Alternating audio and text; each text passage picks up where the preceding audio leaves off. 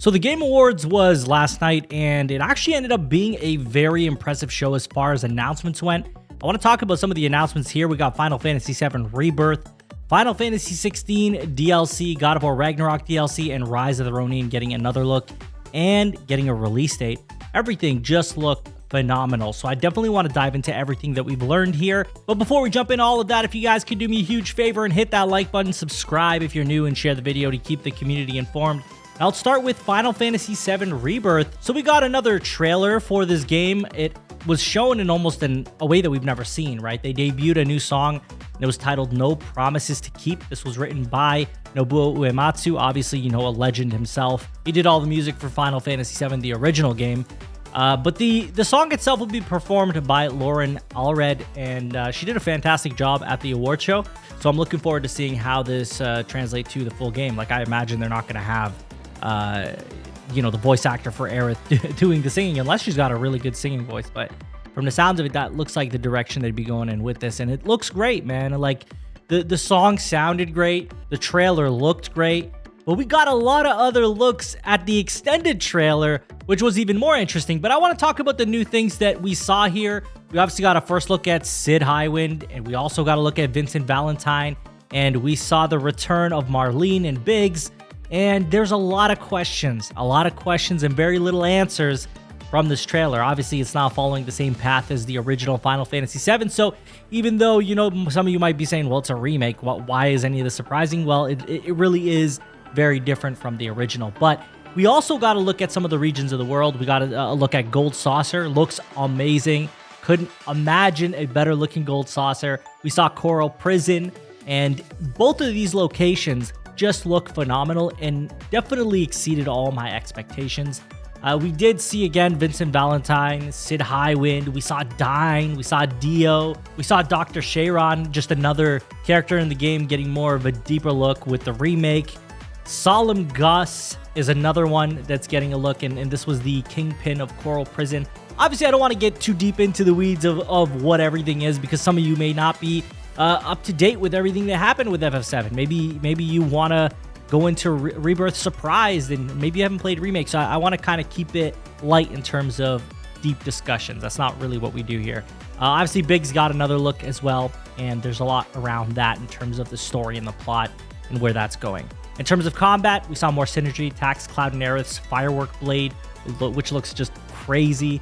Tifa and Kate Sith have the Moogle Dunk Shot. Looks amazing. We also got to look at some summons. We saw Titan. Titan looked badass. We also saw Bahamut, Arisen, or Arisen. I'm going to say Arisen. And this looks like what would have been Neo Bahamut from the original FF7.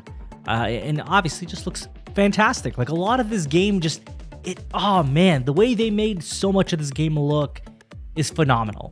We also saw Phoenix. Obviously, Phoenix, huge one. Very, very awesome summon that was completely optional. Very missable in the original game, so it's cool to see that as well. Now, if you remember Final Fantasy VII, the original, obviously, you understand that there was a date segment that you could go on dates with different characters. Even going down to Barrett, for example. There will be a comeback of this. Obviously, we're going to see more of this. This shouldn't surprise anyone. We've seen, you know, some glimpses here and there with Aerith and Cloud getting close, you know, Tifa and Cloud. You know, so it's going to be interesting to see what they do here. And obviously, we have the last thing, which is the Loveless play, or the theatrical play that they end up doing in the original. Probably not the same exact play now that it's being called Loveless or referred to as Loveless, but it is something that's going to be interesting to see what they do with, because I remember that being a really fun and quirky part of the original game. Now, I also noticed on their blog post that they've detailed what you're going to get if you transfer a 7 Remake save file. And they say summon materia Leviathan, and if you've done the intermission episode, you're gonna get the summon materia Ramu. So that's two summon materias that you'll be getting if you played the original remake and you also did the intermission episode. So now we know what you'll be getting through those two avenues, because we were all wondering, like, what do we get if we, you know, carry over our progress or our save files from the original game or the remake game? And now we finally got that answer. Needless to say, like, Rebirth looks great. I'm really excited for it. There's so much greatness around it. The characters look great. Sid, Vincent Valentine, you know, Dyne, all of them look fantastic. Like, no doubt about it.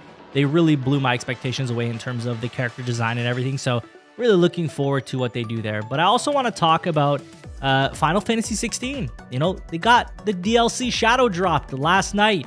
Echoes of the Fallen is the one that's going to be dropping, or has dropped already, for us all to play. You know, it's relatively reasonably priced.